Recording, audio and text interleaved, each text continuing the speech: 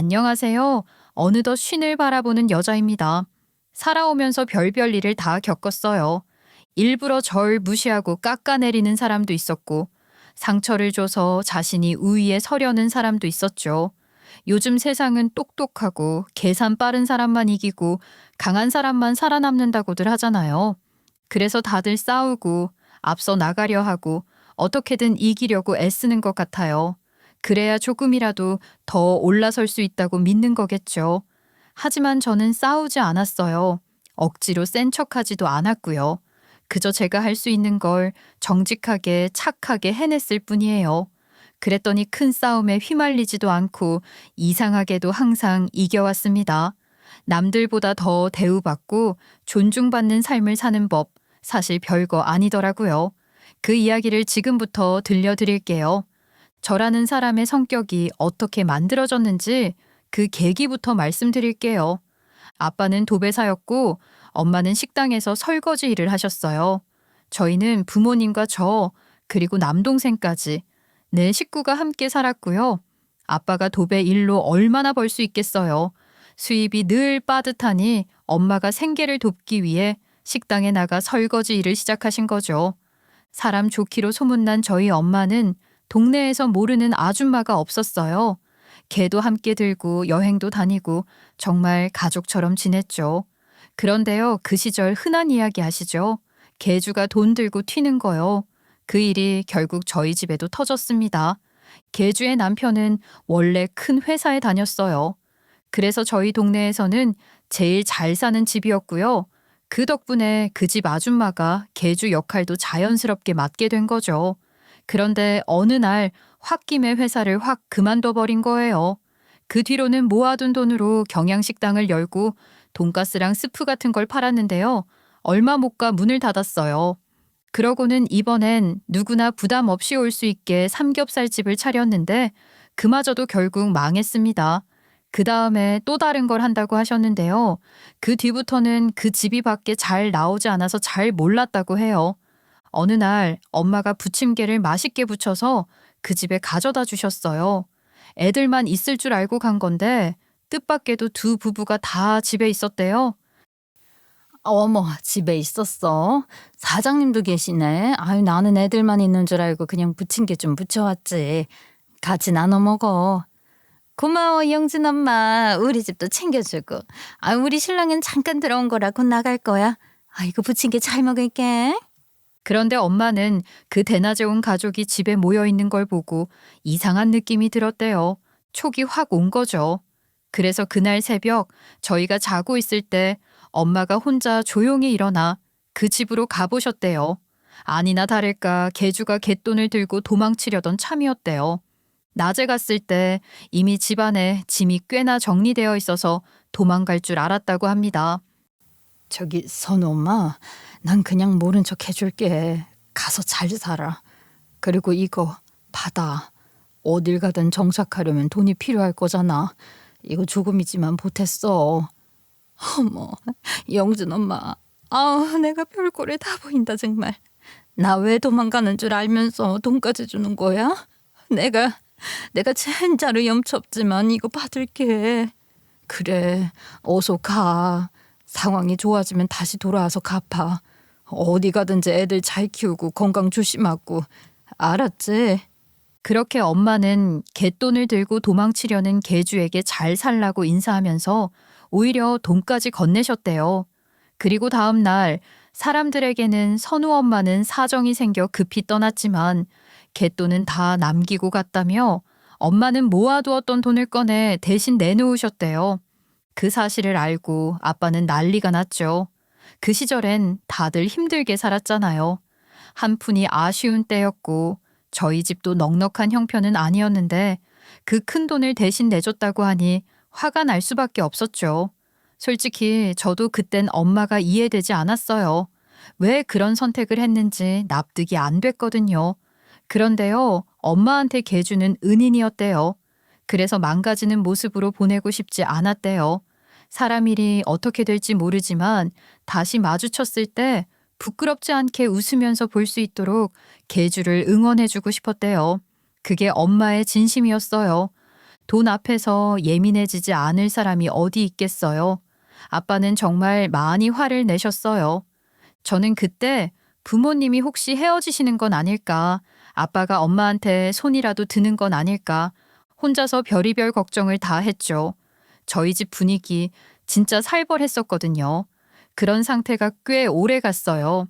그런데 그 계주가 몇 년 후에 정말 성공을 해서 엄마만 따로 찾아왔어요.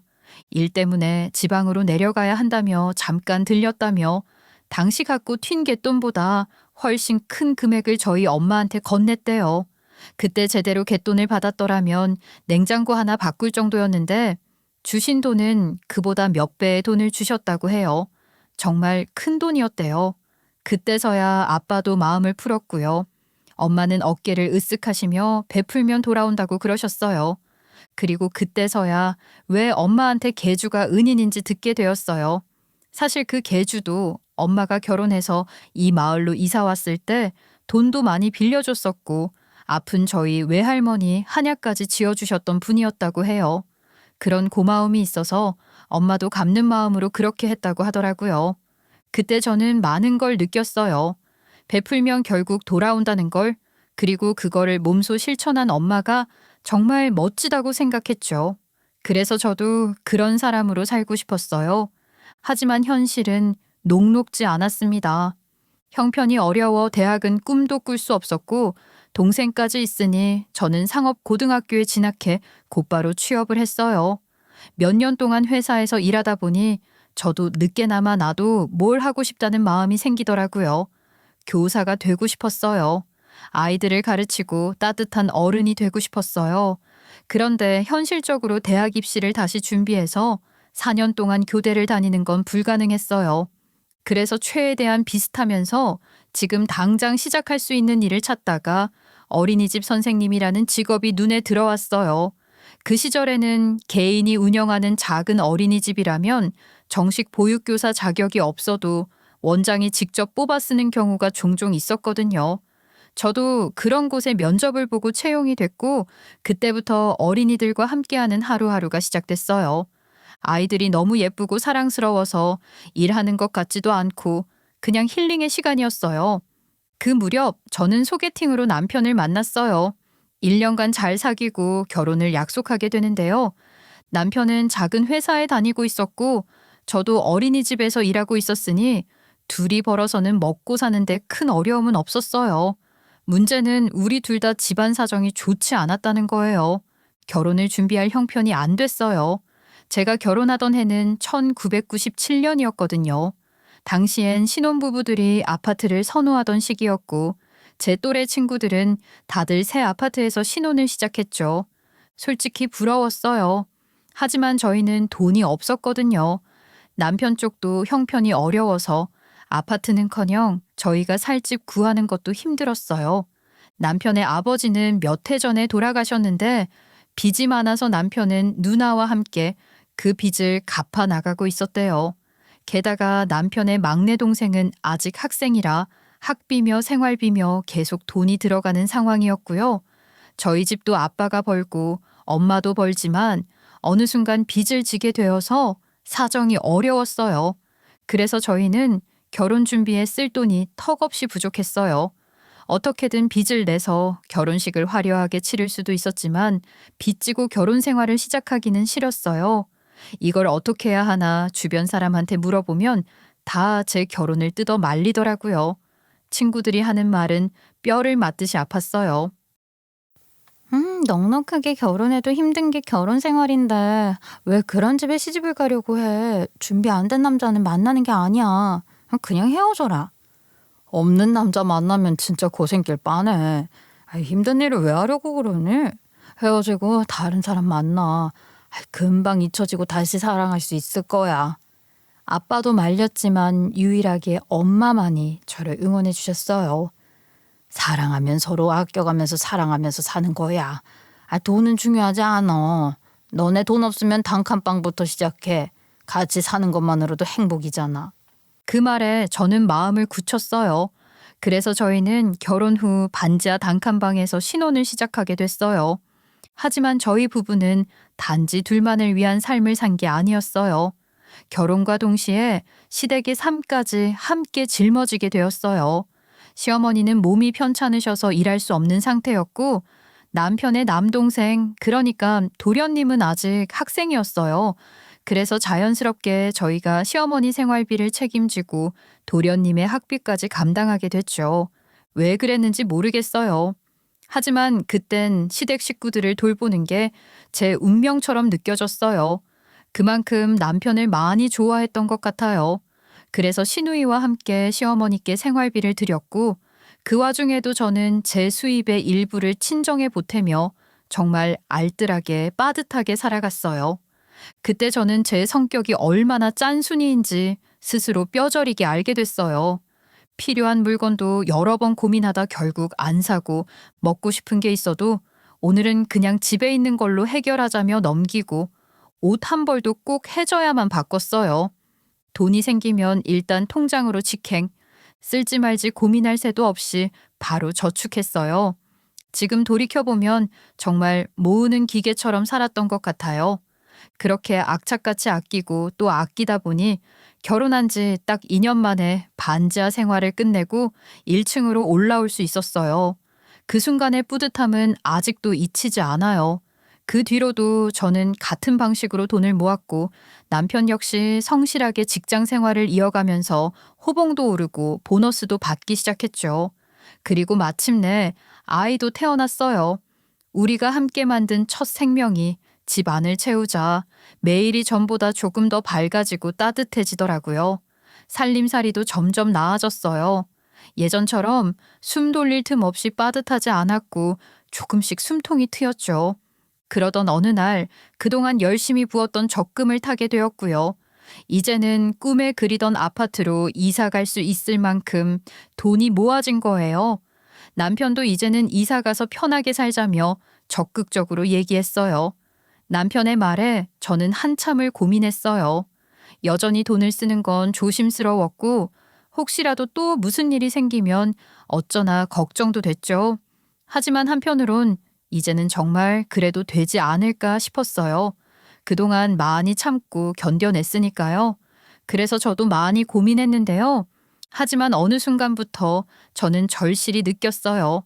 이제는 불로소득이 필요하다고요.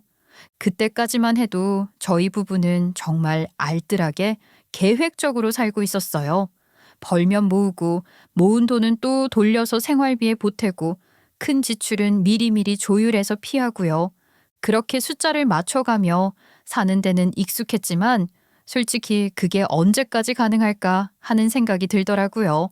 저희 친정은 그래도 아버지가 일은 하시니까 최소한의 기반은 있었어요. 그런데 시댁은 아니잖아요. 시어머니는 몸이 불편해서 일을 못 하셨고 도련님은 학생이고요. 그런데요, 도련님이 고등학생이었는데 공부를 정말 잘했어요. 누가 봐도 서울대 갈 아이라고 다들 말했죠. 그리고 얼마나 바른 생활에 모범적인지 저희도 꼭 서울대를 보내고 싶더라고요. 그러려면 학비며 입시 준비며 돈이 많이 들 테고요. 그때까지는 시누이와 제 남편이 힘을 합쳐 생활비도 도련님 학원비도 꾸준히 대고 있었어요. 이렇게 맞춰가며 빠듯하게 사는 게 과연 언제까지 가능할까 싶었어요. 예산에 딱 맞춰 숨 조이며 사는 그 자체가 저는 점점 부담스럽고 불안하게 느껴졌어요. 언제 어느 날 예기치 못한 일이 생기면 그간 쌓아온 것들이 한순간에 무너질 수도 있으니까요. 그래서 일하지 않아도 수익이 생기는 구조, 그게 있어야 정말 안정되게 살 수 있겠다고요. 저는 단순히 편하게 살고 싶었던 게 아니에요. 누구 하나 아프거나 예상 못한 지출이 생기더라도 무너지지 않을 삶을 만들고 싶었던 거예요. 그게 제가 불로소득을 간절히 바라게 된 이유였어요. 아파트로 이사 가는 대신 저는 조금 더 실속 있는 길을 택했어요. 때마침 저렴하게 다세대 주택이 나와서 그걸 매매했어요. 겉으로 보기엔 아파트보다 덜 화려하고 위치도 살짝은 외진 곳이었지만 저는 그 집을 보는 순간 이건 기회라고 느꼈어요. 그 집은 단칸방도 여러 개라서 월세를 많이 받을 수 있겠더라고요. 저희 부부는 가장 위층에 있는 제일 큰 집에 살고 다른 세대는 세입자에게 월세를 받으면 되니까요. 매달 들어오는 고정 수익이 정말 든든하잖아요. 그리고 도련님 앞으로도 돈이 많이 들어갈 거고 대학교 가면 등록금은 어떻고요. 시어머님 병원비도 생활비도 이 집에서 월세를 받으면 전처럼 아등바등하지 않고 여유롭게 도울 수 있을 것 같아요. 그리고 그 집을 사면서 시댁 식구들은 그동안 월세방에 살았거든요. 제가 이 주택을 사면 시댁 식구들이 다른 데에 월세 줄 필요 없잖아요. 다 함께 살 수 있을 거니까요. 이런저런 이유로 제가 이 주택을 사는 게 낫겠더라고요. 그래서 매매를 했고요. 모두 불러와 함께 살게 됐어요. 시어머니, 시누이, 도련님까지 한 지붕 대가족이 되었어요. 다른 방들은 세입자를 받아 월세를 받았어요. 그 월세 수입은 생활에 보탬이 됐고 남편과 저는 여전히 각자 일터에서 열심히 일하면서 가족과 함께 살아갔고요. 시댁 식구들은 정말 고마워했어요. 우리 며느리가 복덩이야. 내가 네 덕분에 이렇게 편하게 말년을 맞이한다. 며느라 고마워. 시누이도 정말 착하거든요. 저보다 5살 많은데 정말 깍듯하게 저를 대해주고 다른 집 시누이처럼 대하지 않아요. 그러게 옳게 덕분에 우리가 이렇게 호강하면서 사네. 우리끼리만 살았으면 이렇게 못 살았을 거야. 옳게 정말 고마워. 남편은 항상 저에게 고맙다는 표현을 자주 했는데요. 그날 집 사고 이사한 날은 유난히 감동에 젖었더라고요. 당신 덕분에 우리 가족이 웃음꽃이 피네. 나는 장모님 장인어른께 이렇게 못하는데 너무 죄송하고 당신한테 정말 고마워. 아유 무슨 소리야. 당신 저번 주말에 어디 갔나 했더니 우리 아빠 일 도와주고 왔다며. 아빠가 사람 없어서 애걸복걸이었는데 정말 고맙다고 하더라. 당신도 넘치게 우리 집에 잘하고 있어. 내가 더 잘해야 되는데. 내가 가장이고 내가 사위니까 저가에 더 잘해야 되는데 너무 많이 받아서 미안하지. 내가 살면서 당신한테 정말 잘할게. 고마워. 항상 서로한테 미안하고 고마운 마음이 있어서 그런지 저희는 결혼해서도 싸운 적이 한 번도 없는 것 같아요. 제가 이유 없이 투정 부리고 떽떽거리는 날은 남편도 제가 그럴만하니까 그런가 보지 하고 넘어가더라고요. 저도 마찬가지고요. 이렇게 서로를 위하면 싸움도 안 일어나는 것 같아요. 여러분도 꼭 해보셨으면 좋겠어요. 상대에게 고마운 점, 작은 것부터 하나씩 떠올려 보세요. 그 순간 내 마음가짐이 달라지고 관계도 훨씬 따뜻해질 거예요. 저희가 새 집으로 이사한 그 무렵 도련님은 마침내 대학에 입학했어요. 역시나 기대를 저버리지 않고 스카이 중 한 곳에 당당히 합격했죠. 공부를 잘한 건 물론이고 성격도 바르고 정의감이 강해서 법대를 선택하더라고요. 저희 가족 모두가 정말 자랑스러워했어요. 비록 큰 잔치는 못했지만 가족끼리 조촐하게 뷔페에 가서 축하 파티도 하고 이웃들에게는 떡도 돌리며 기쁜 마음을 나눴어요. 그러던 날 도련님이 조용히 제게 다가와 이렇게 말했어요. 형수님, 저 키워주셔서 감사합니다. 저 대학 가서 정말 공부 열심히 해서 꼭 보답할게요. 무슨 소리세요? 제가 도련님을 키웠다뇨. 어머님이 계시는데요. 아유, 그런 말씀 마세요. 그리고 보답은 무슨 보답이에요. 그런 생각 마시고 도련님은 하고 싶은 거 다 하고 사세요. 아셨죠? 그게 제 소원이에요. 그 순간 도련님의 눈시울이 붉어졌고 저는 괜히 눈을 피하며 웃음으로 넘겼어요. 그렇게 저는 이 집안에서 조용히 복덩이, 든든한 기둥, 그리고 영웅 대접을 받으며 살아가고 있었어요. 도련님이 앞으로 법조인이 될 거라고 생각하니 저도 문득 나 역시 뭔가가 되고 싶다는 마음이 들었어요. 지금까지는 단지 아이들이 좋아서 어린이집에서 일해왔지만 이왕 시작한 일이라면 전문 분야로 만들고 싶다는 생각이 들더라고요. 그래서 틈틈이 시간을 쪼개어 자격증 공부를 시작했고 마침내 정식 보육교사 자격증을 따냈어요. 그 덕분에 운이 좋게도 규모가 더 크고 체계가 잘 잡힌 국공립 어린이집에 들어갈 수 있었죠. 처음엔 그저 좋아서 시작한 일이었지만 이제는 저도 제 자리에서 조금씩 그리고 분명하게 미래를 준비해 나가고 있었어요. 좋은 일만 가득하고 행복이 넘치던 그때 예상치 못하게 저희 집에 우환이 찾아왔어요. 그 대상은 시누이였어요. 시누이는 30이 넘으면서부터 결혼은 포기하고 앞으로는 그냥 혼자 열심히 일하며 살겠다 했고요. 그래서 계속 같이 살고 있었는데요. 저희 시누이도 착하고 항상 가족을 먼저 챙기고 자신은 뒷전이던 사람이에요. 그런데 이렇게 착한 사람한테 항상 우환이 오는 것 같아요. 건강이 좀 이상해서 병원에 갔는데요. 갑상선암이 발견된 거예요. 암의 크기도 그렇고 위치도 썩 좋지 않다고 했어요. 요즘은 갑상선암이 무서운 암이 아니라 수술도 간단하다고들 하지만 막상 가족이 그러니 머리로는 알면서도 마음은 정말 무섭더라고요. 다행히 수술은 잘 끝났어요. 그래서 다시 회사로 복직하려고 했는데요. 그런데요. 그때가 정말 삼재였던 것 같아요. 수술 후 얼마 지나지 않아 맹장이 터졌고요. 허리 디스크까지 악화돼서 병원을 오가던 시누이는 그 과정에서 교통사고까지 당했어요. 결국 시누이는 여러 해 동안 제대로 걷지도 못하고 결국 회사는 퇴사를 하고 요양을 하게 됐죠. 그렇게 시누이의 병환 이후로 금전적인 부담이 고스란히 저희 부부에게 넘어왔어요. 게다가 시누이는 보험조차 없었기 때문에 수술비 전액을 저희가 감당할 수밖에 없었는데요.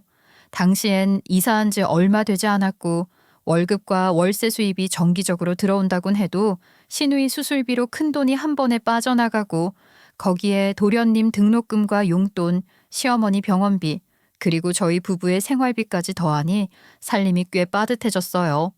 그래도 남편도 저도 일은 하고 있었으니 굶기야 하겠어? 하는 마음으로 그냥 묵묵히 열심히 살았어요. 더 벌 수 있는 상황은 아니었기에 한 푼이라도 아끼는 게 답이었죠. 그때는 정말 작은 지출도 미리 계산하고 매 끼니를 정성껏 챙기며 살아갔던 것 같아요. 그런데요, 그렇게 버티고 또 버티던 어느 날 믿기 힘든 일이 일어났어요. 로또가 처음 나왔을 때였는데 남편이 그냥 장난삼아 한번 해보자며 샀거든요. 그게 무려 2등에 당첨된 거예요. 물론 1등처럼 인생이 확 뒤바뀌는 건 아니었지만 그 돈으로 빠듯했던 생활비에 숨통이 트였고 남은 금액은 조심스럽게 묶어뒀다가 시간을 들여 불려서 저렴한 소형 아파트 한 채를 전세 끼고 매입할 수 있었어요. 언젠가는 그 집이 우리에게 든든한 자산이 되어줄 거란 기대를 품고요. 이런 일들을 겪다 보니 정말 하늘이 돕는다는 게 이런 걸 말하는 거구나 싶었어요. 정말 하늘이 우리를 보살펴주는 걸까? 그런 생각이 들 정도였죠. 그렇게 또 몇 년이 흘러 도련님이 어느덧 대학교 4학년이 되었는데요. 정말 기특하게도 졸업도 하기 전에 사법고시에 합격했다는 거예요. 합격 소식을 들은 순간 저는 눈물이 왈칵 쏟아졌어요. 기쁘고 뿌듯하고 그간의 시간이 주마등처럼 스쳐 지나가더라고요. 그날 도련님이 저를 번쩍 업더니 웃으며 이렇게 말했어요. 형수님, 제가 한번 어떻게 업어드릴게요. 자, 이렇게 업히세요. 이렇게 마음 편히 공부할 수 있었던 건 전적으로 형수님 덕분이에요. 정말 감사해요. 아유, 도련님. 나 무거워요. 내려놓으세요. 제가 뭘 했다고요. 그냥 도련님 공부 잘하니까 공부 더 잘할 수 있도록 학원 보내고 밥 챙긴 것뿐인데 고생은 도련님이 다 했죠. 그 힘든 공부를 얼마나 했었어요? 아니야, 며느라. 네가 우리 집에 들어오고부터 막내 아들이 잘 된 거야. 나는 네가 오고 나서 마음이 엄청 편해졌어.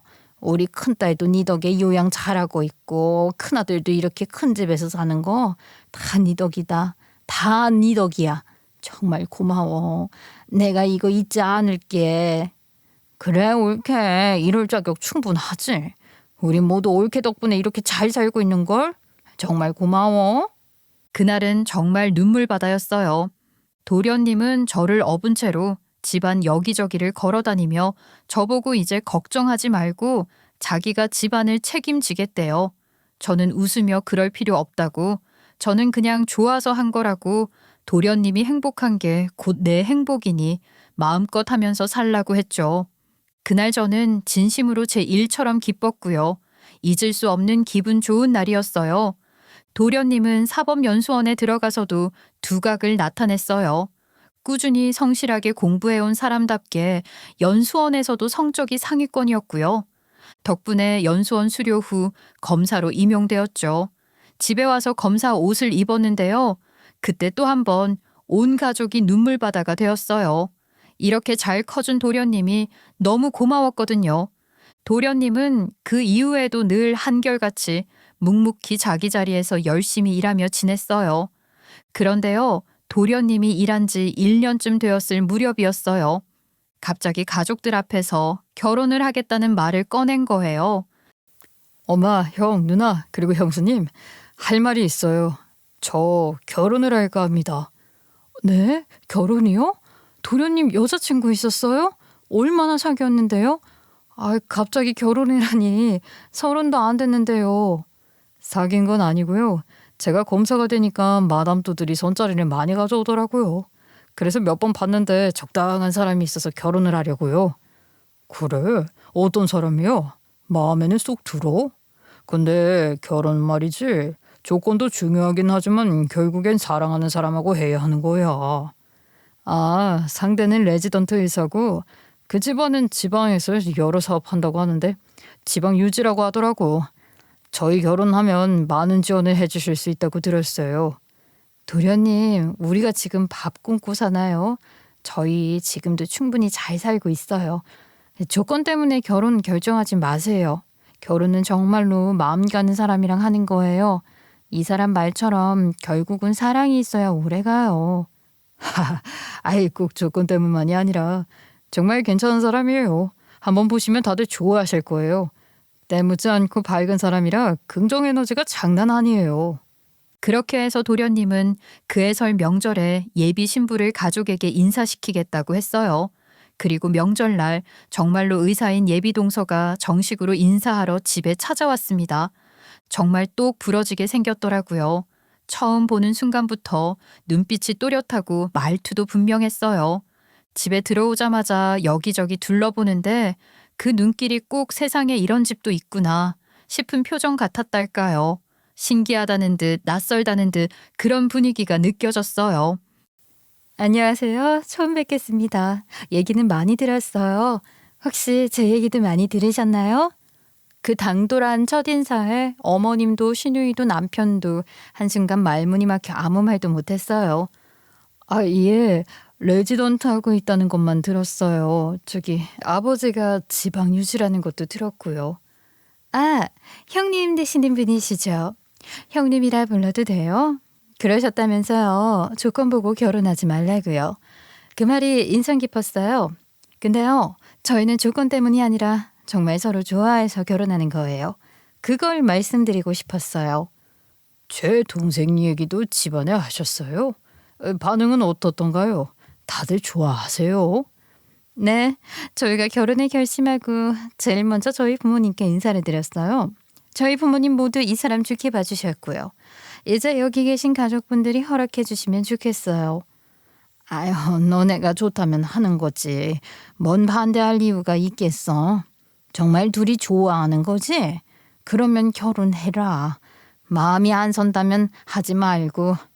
그날은 명절이라 제가 정성껏 준비한 밥상을 내놓았고 예비 동서는 차려준 음식을 맛있게 먹고 예의 바르게 인사를 하고 돌아갔어요. 당돌하긴 했지만 밝고 솔직한 사람이구나 싶은 인상이 남았어요. 어쨌든 결혼을 허락했고요. 앞으로 결혼 준비를 해야 하니 그날 밤에 가족 회의를 했어요. 그래도 결혼을 하는데 남자 쪽에서 집 정도는 준비해야 하지 않겠어요? 새 놓고 있던 아파트 작기는 해도 거기서 신혼생활을 시작하는 건 어때요? 그랬더니 도련님이 걱정하지 말라며 아주 쉬운 말투로 의외의 말을 하더라고요. 형수님, 집은 걱정하지 마세요. 여자친구가 지금 살고 있는 집이 있는데 그곳에서 신혼생활 하기로 했어요. 혼수도 예단도 예물도 다 그쪽에서 준비한다고 했고요. 저는 그냥 몸만 가기로 했습니다. 네? 도련님, 저는 좀 그건 반대예요. 그렇게 가면 대릴 사위 같잖아요. 좋아해서 결혼하는 거라면서요. 도련님 사정에 맞춰서 혼수나 예단 예물이 생략하는 게 아니라 그쪽에서 다 준비한다니요? 그게 대릴 사위지 뭐예요. 그래, 그러지 말고 그럼 양쪽 집 팔고 돈 합쳐서 다른 데 구하든지 해. 아이, 그리고 예물도 뭐도 필요하면 말해라. 우리가 다 해줄 거니까. 그래요, 도련님. 제가 도련님 대릴사위 하는 꼴은 못 보겠네요. 돈 없다고 기죽지 마세요. 돈이 없으면 없는 대로 살면 되죠. 저희 봐요. 단칸방에서 시작했는데 이만큼 모으지 않았어요. 도련님이랑 예비동서는 배운 사람들이니까 더 잘 살 수 있을 테고, 그러니까 치고 들어가지 마세요. 아셨죠? 저는 도련님을 자식처럼 여겼기에 그렇게 팔려가듯 결혼시키고 싶지 않았어요. 그래서 남편에게 필요하다면 저희가 살고 있는 이 다세대 주택까지 파는 한이 있어도 그런 식의 도련님 결혼은 못 시킨다고 말해놨어요. 남편도 고개를 끄덕이며 알겠다고 했고 시어머니와 시누이에게도 분명히 말했어요. 저는 그날 밤 어머님께 조심스럽게 부탁을 드렸어요. 어머님, 이번 결혼은 아무래도 제가 중심을 잡아야 할 것 같아요. 솔직히 말하면 예비동서가 본인 재력이랑 집안 배경 앞세워서 도련님 쥐락펴락할 수도 있겠다는 걱정이 들어서요. 이때 그냥 알아서 하라고 하면 결혼 준비라는 이름 아래서 도련님이 막 일방적으로 끌려가게 되는 거거든요. 그래, 아이고, 네 말이 맞다. 그렇게 될 것 같네. 내가 그러면 뭘 해주면 좋을까?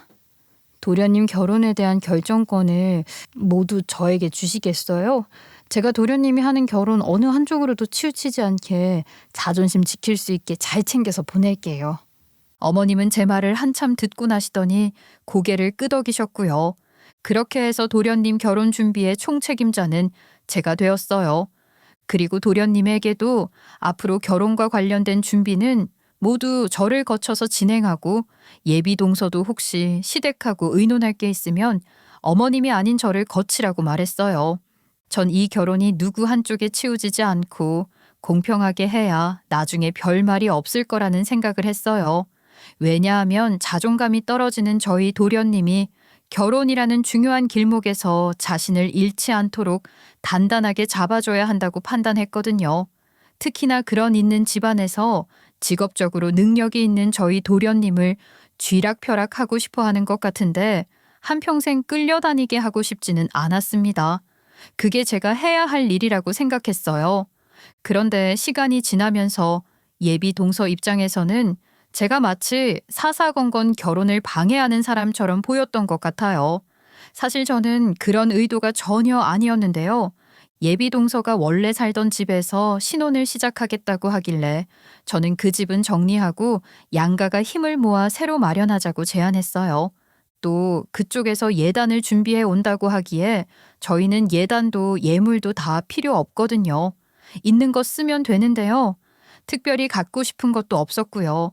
형식보다는 진심이 중요하다고 말했어요. 그냥 둘이 상의해서 약속의 의미로 반지를 나눠 끼는 게 어떻겠냐고 했죠. 그러자 예단비로 1억 원을 주겠다고 하더라고요. 저는 그 돈까지도 정중히 사양했어요. 무슨 1억이나 받아요. 저희 그 돈 없어도 잘 살 수 있고 도련님 가지고 장사하는 것도 아니니 그냥 둘이 반지나 시계 맞춰서 껴라. 이랬죠. 그런데요. 그게 오히려 자꾸 거절하니까 부족해서 그러는 줄 아는 거예요. 예단비를 2억을 준다는 거예요. 극구 사양하면서 저는 진심으로 양쪽이 평등하게 출발하길 바라는 마음이었는데 그 마음이 온전히 전달되지 않았다는 게 조금 씁쓸하더라고요. 그런데요, 예비 동서를 보고 있자니 점점 황당하다는 생각이 들더라고요. 처음 봤을 때부터 인상이 자기 것만 잘 챙기고 어떻게든 원하는 건 손에 넣고야 마는 사람. 그런 스타일 있잖아요. 수단과 방법을 가리지 않고 겉은 번듯해 보여도 속으로는 계산이 빠른 사람이요. 예비 동서 첫 모습이 그랬는데요. 역시나 맞더라고요. 동서가 결혼 준비에 대해 몇 가지를 정리하고 조율하려 들 때 제가 자꾸 거절하는 사람처럼 보였는지 그 뒤로는 아예 저를 건너뛰고 저희 어머님을 통해 예단을 보내온 거예요.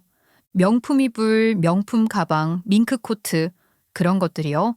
전 그때 명품에서 이불이 나오는 것도 처음 알았었네요. 그런 물건들이 하루에 몰아서 집으로 도착했어요. 저와 아무런 상의도 없이 말이죠. 그 순간 이건 선을 넘은 일이라는 생각이 들었어요. 그래서 저는 바로 전화를 걸었습니다. 동서 결혼 준비할 때 나랑 상의하라고 했었잖아. 그리고 보내준 물건들 우리는 이런 거 필요 없어. 필요 없는 이유 내가 잘 알아듣게 설명한 것 같은데 혹시 뭐 다른 의도가 있는 거야? 다시 도로 보낼게. 환불해. 최대한 감정이 섞이지 않게 말했어요. 그랬는데요. 동서가 뭐라는 줄 아세요? 갑자기 황당한 말을 하더라고요. 형님, 좀 너무하시네요. 뭐 하나만 여쭤볼게요. 대학교 어디 나왔어요? 대학교? 아니, 나 대학교 안 나왔는데? 나 고졸이야. 왜? 그게 이 예단과 상관 있어? 아, 너무 콧대 세우시고 똑똑한 소리만 하시길래 이대라도 나오신 줄 알았죠. 선배들 백 좀 써서 말 좀 듣게 할까 했어요. 근데 고졸이요? 네, 알겠습니다. 저는 고졸 나부랭이는 형님 대우 안 하렵니다. 예단 그냥 받으세요. 그리고 앞으로 어머님하고만 상의할 거예요. 간섭하지 마세요. 그렇게 자기 할 말만 하고 뚝 끊어버리는데 이건 그냥 사람을 무시하는 태도잖아요. 그래서 저는 이 상황을 도련님께 모두 이야기했어요. 그리고 어머님과도 조율이 필요하다고 판단해서 도련님에게 예비동서와 함께 집으로 오라고 했어요. 만나서 서로의 입장도 제대로 정리하고 이 결혼을 어떻게 준비할지 분명히 짚고 넘어가는 게 좋을 것 같았거든요. 그래서 온 가족이 다 같이 모이게 되었어요. 저는 최대한 부드럽게 말했어요. 한 명만 놔두고 다 그치는 건 어른이 할 짓이 아니잖아요. 동서, 결혼 준비하면서 많이 싸우게 된다고 하더라. 우리 서로 입장을 이야기하고 의견을 좁혀가는 게 좋을 것 같아. 의견 조율은 필요 없고요. 형님이 방해만 안 하면 될 것 같아요. 진정하자. 나는 싸우자고 부른 게 아니야. 다만 지금 상황은 우리 입장을 좀 더 이해해줬으면 해서 말하는 거야. 솔직히 동서가 보내준 예단들 우린 부담스러워. 밍크 코트? 그거 입고 갈 데도 없어. 그냥 받으세요. 가지고만 있으세요. 옷장 속에 가지고만 있어도 얼마나 든든한데요. 동서, 내가 처음부터 우리 상황을 분명하게 설명한 것 같은데 혹시 잘 이해 못한 것 같아서 다시 말할게. 두 사람이 정말 사랑해서 결혼하는 거라면 서로 입장을 이해하고 배려하는 마음도 있어야 하는 거잖아. 그리고 솔직히 말해서 이게 동서가 스스로 번 돈으로 준비하는 거라면 이해해. 근데 그건 아니잖아. 우리가 바라지도 않은 걸 굳이 주려 하고 그게 마치 우리 도련님을 돈 주고 데려가는 것처럼 보이니까 그게 불쾌하단 말이야. 이건 저희 결혼이에요. 형님은 솔직히 한 치 건너 두 치 관계잖아요. 저는 앞으로 어머님과만 상의할 거라니까요. 어머님 건강 안 좋으신 거 알잖아. 그래서 내가 중간에서 조율하자고 한 거지. 괜히 간섭하려고 나선 게 아니라는 거 알잖아. 제 입장에서는 형님은 사사건건 방해만 하는 것 같아요. 저도 남들처럼 줄 거 주고 받을 거 받으면서 결혼하고 싶다고요. 미안하지만 우린 줄 수는 없어. 받고 싶은 것도 없고 생략할 건 생략하자는데 그게 그렇게 어려운 일이야? 왜 없어요? 이 사람이 앞으로 저와 결혼하면 저희 아버지 뒷일도 봐줄 거고 정보도 줄 건데요. 그때 도련님이 크게 놀랐어요. 말문이 막힌 얼굴로 예비동서를 바라보더니 단호하게 말했죠. 뭐라고? 그래서 이랬던 거야? 난 그런 일 할 생각 없어. 내 순수한 직업을 모욕하지 마. 그리고 내가 그런 일을 하기 원한다면 다른 남자를 찾아봐. 난 그런 개노릇 안 할 거니까. 도련님의 목소리는 분명했고 방안이 순식간에 싸늘해졌어요. 그러자 예비동서의 타깃이 바로 저로 옮겨졌어요. 아니, 결혼식에 도대체 어떻게 하고 오려고 그래요? 거지같이 하고 오려고 그래요? 형님, 지금 입고 있는 옷도 정말 거지 같은데 매번 이런 식으로 입고 다니는 것 같은데 절 괴롭게 할 생각이냐고요. 주는 대로 입든지 아니면 형님 오지 마세요. 그 말에 잠자코 있던 신우가 깔깔깔 웃음을 터뜨리며 한마디 했어요. 아이고 참. 나도 끼어들기 싫어서 참았는데 이거는 못 참겠네 정말. 올케는 우리 집 실세야. 우리가 이렇게 모여 살고 잘 살 수 있었던 것 다 올케 덕분이라고. 그만 좀 까불지 그래. 신우이는 제가 이 집의 어떤 존재인지에 대해 말을 해주더라고요. 그리고 도련님도 한마디 더 했어요. 말투는 여전히 단호했고 눈빛도 흔들림 없었죠. 내가 이렇게 검사가 될 수 있게 해준 건 형수님이 있어서야. 당장 사과하네. 안 그러면 나도 이 결혼 다시 생각해야 될 것 같아. 그제야 예비동서가 마지못해 고개를 숙였어요. 형식적으로 미안하다고 하더라고요. 저도 상황을 부드럽게 마무리하고 싶었기에 마음을 풀었어요. 윗사람이 조율을 잘 했어야 했는데 내가 예비동서를 그렇게 느끼게 했나 보다고 잘 풀어가자고 했죠. 그렇게 일단락됐습니다. 서로 속은 아직 완전히 풀리지 않았지만 적어도 결혼을 위한 최소한의 존중과 선은 다시 세워졌다고 생각했어요. 그리고 마침내 상견례 날이 다가왔어요. 결혼을 둘러싼 갈등이 겨우 정리된 후였지만 저는 여전히 마음 한켠이 무거웠어요. 그렇다고 빠질 수는 없었죠. 도련님은 제게 꼭 함께 해달라고 부탁했거든요. 그래서 저희 부부도 상견례 자리에 함께 갔습니다. 그런데요, 세상에 이런 일이 또 있을까요? 정말 저는 상견례장에서 까무러칠 뻔했어요. 식당에 먼저 도착한 여자 쪽 가족이 자리를 잡고 있었고 저희가 인사를 하며 들어가자마자 예비동서 어머님 되시는 분이 저를 빤히 보더니 순간적으로 숨을 들이마시고는 눈을 동그랗게 뜨는 거예요. 그리고 조심스레 제 이름을 불렀습니다. 어머나, 혹시 영진 엄마 딸 영진이 아닌가요? 맞지? 그 도배하는 집 도배집 그 집 딸 영진이 맞지? 저를 어떻게 아세요? 저희 부모님을 아세요? 저희 부모님 도배집 하는 거 맞아요. 그 말을 듣고 얼굴을 다시 보니까 정확히 기억났어요. 제 이야기 초반에 저희 엄마가 도망가던 그 개주를 도와준 이야기 기억나세요? 도망가려던 개주한테 저희 엄마가 돈까지 쥐어준 그 부부요. 그 개주 부부가 바로 예비동서의 부모님이었던 거예요. 저도 어렴풋이 기억나요. 제가 하도 어릴 때라 잘은 기억이 안 나는데 기억을 떠올려 보니 얼굴이 기억나더라고요. 그 순간 예비동서의 어머니가 손으로 입을 막고 눈물을 쏟아내셨어요. 아이고 세상에 이렇게 만나지네. 내가 너희 엄마 덕분에 이렇게 잘 살게 된 거잖아. 그 집 딸내미야? 네가 영진이구나. 아이고 부모님은 어떻게 잘 계시냐. 그때 뵙고 한 번도 못 뵀는데. 그러면서 제 손을 꼭 잡고 애절한 목소리로 말씀하시는데 저희 엄마가 그런 대단한 사람이구나 싶더라고요. 그 선택이 이렇게 돌아올 줄은 정말 몰랐어요. 예비 동서의 부모님은 상견례 자리에서 제 손을 꼭 붙들고 말했어요. 아이고야 우리가 사돈이 되는구나 그래. 그때 네 엄마가 우리를 도와준 게 나는 아직도 안 잊혀져. 우리가 여기까지 올 수 있었던 거는 전적으로 네 엄마 덕분이야.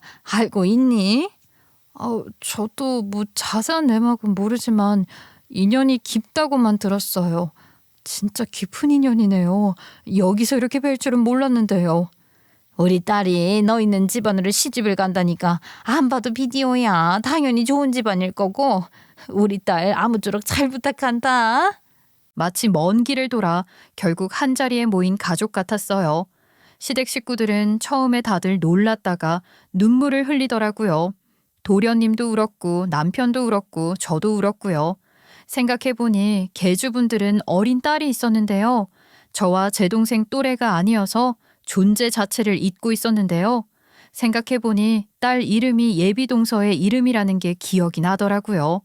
이렇게 예비동서 부모님과 저의 인연에 더 이상 그 자리는 결혼을 논의하는 자리가 아니라 한 사람의 진심이 오랜 세월을 돌아 또 다른 세대에게 이어지는 기적의 순간이었습니다. 그 이야기를 모두 들은 뒤 예비동서의 눈빛이 확연히 달라졌어요.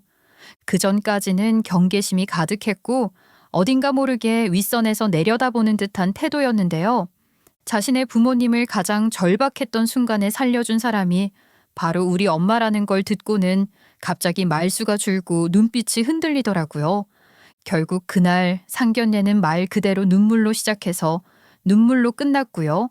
상견례가 끝나고 집에 돌아간 예비동서에게서 늦은 밤 전화가 걸려왔어요. 목소리에 긴장과 조심스러움이 가득 담겨 있더라고요. 형님 죄송했어요. 제가 그동안 너무 까불었죠. 제가 경솔했어요. 죄송합니다. 진심으로 사과하고 싶어서 전화했어요. 제가 돈 많다고 까본 게 너무 후회가 돼요. 저 지금 무릎 꿇고 전화하는 거거든요.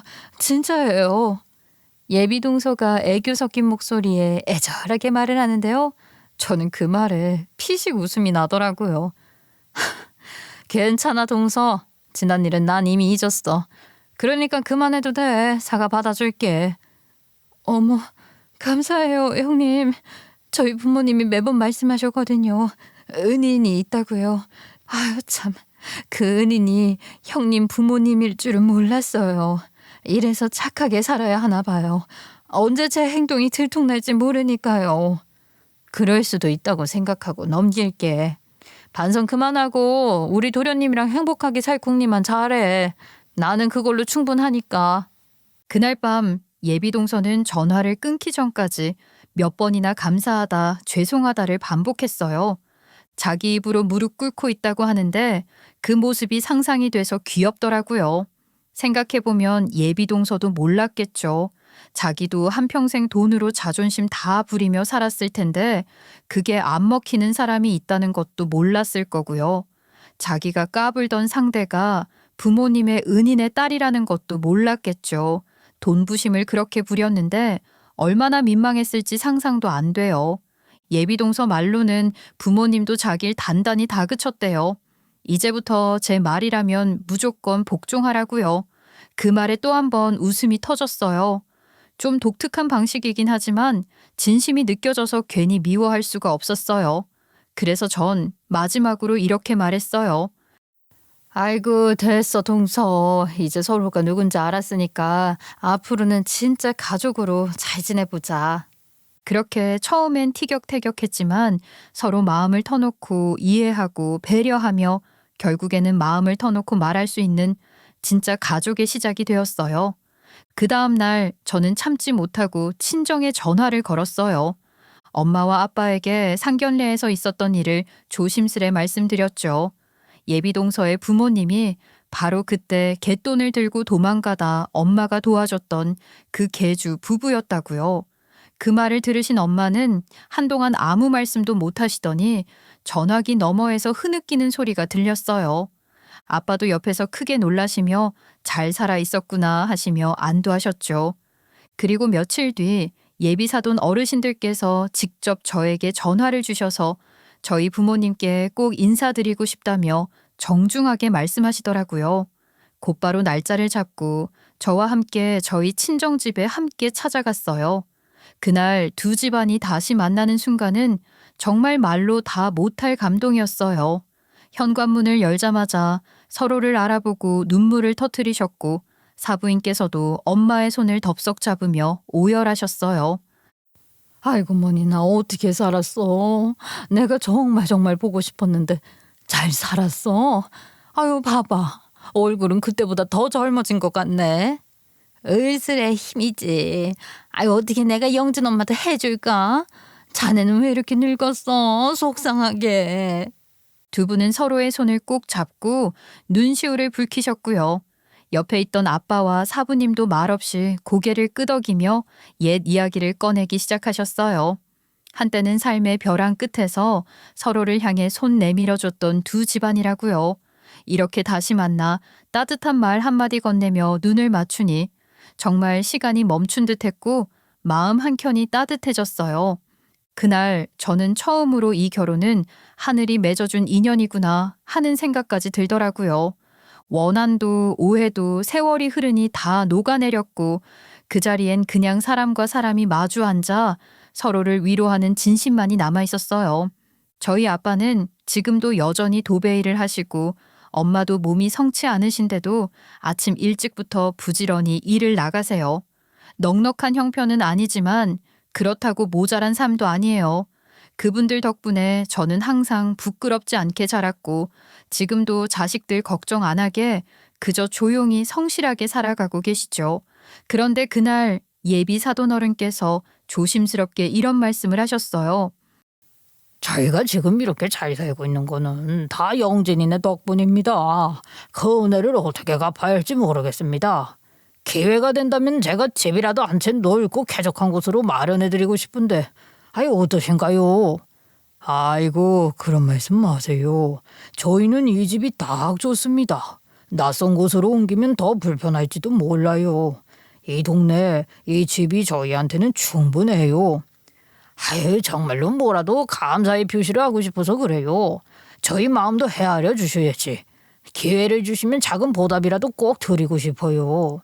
아이고, 딸 결혼 앞두고 계신데 그런 큰 돈은 절대 쓰지 마세요.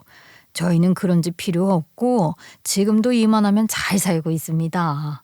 그 마음만 받을게요. 그 돈은 차라리 더 어려운 분들 도와주세요. 그리고 예전에 저희한테 돌려주신 돈으로 저희는 넘치게 받았다고 생각해요. 그래서 결국 예비동서의 아버지는 기부를 하기로 결정하셨어요.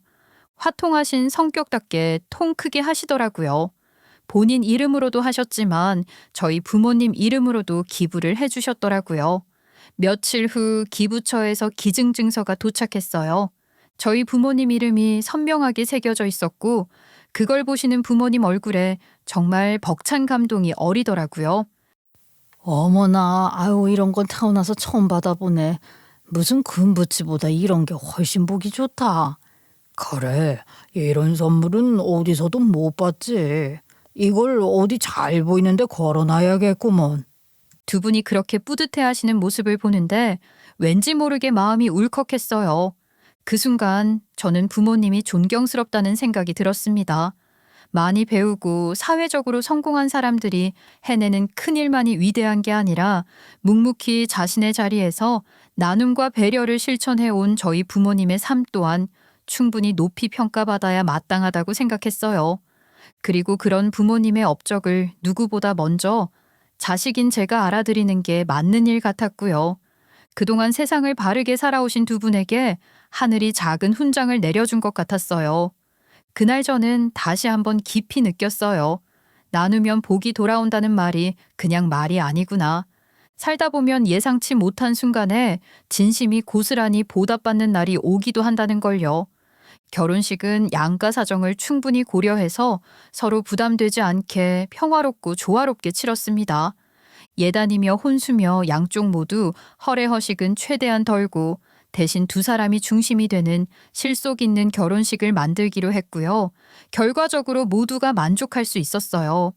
결혼을 마친 서방님과 동서는 저희가 바라던 대로 동등한 입장에서 출발할 수 있었고 솔직히 말하면 도련님이 조금 더 우위에 선 느낌도 있었어요. 그리고 도련님이 직업적으로 얼마나 프라이드가 있는지 알게 되었고 더 존중하고 존경하는 태도로 바뀌었어요. 그리고 저한테는요. 꿈뻑 죽는 수준이었어요. 처음에 까불까불하던 모습은 온데간데 없고 무슨 일이든 저한테 먼저 물어보더라고요. 형님, 이건 어떻게 하면 좋을까요? 형님, 이번 명절에 제가 뭘 할까요? 형님이 시키는 대로만 할게요. 알려주세요. 이렇게 귀찮을 정도로 물어보는데요. 막내 동생이 생긴 것 같은 기분이에요. 처음엔 어긋나던 관계였지만 이제는 서로를 인정하고 존중하면서 진짜 가족이 되어가고 있어서 저도 더 잘해주고 싶고 그러더라고요. 이런 게 사는 재미겠죠? 이제는 모든 폭풍이 지나갔고 지금은 시누이의 건강만 회복되길 바라고 있어요. 시어머님은 늘 편찮으셨지만 더 이상 나빠지지만 않았으면 하는 마음뿐이고요. 서방님과 동서는 배운 사람들이니 잘 해나가겠지요. 게다가 지금은 든든한 울타리까지 생겼으니 더 걱정할 것도 없고요. 저에게 가족은 아주 큰 의미예요. 그래서 앞으로도 가족을 지키기 위해 마땅히 노력할 거예요. 그 희생에 대해 보답을 바라는 마음은 없습니다. 그저 저희 가족이 평안하길 그리고 이 글을 읽어주신 여러분 가정에도 늘 평안히 함께하길 진심으로 바랄게요. 저의 긴 이야기를 들어주셔서 감사합니다. 안녕히 계세요.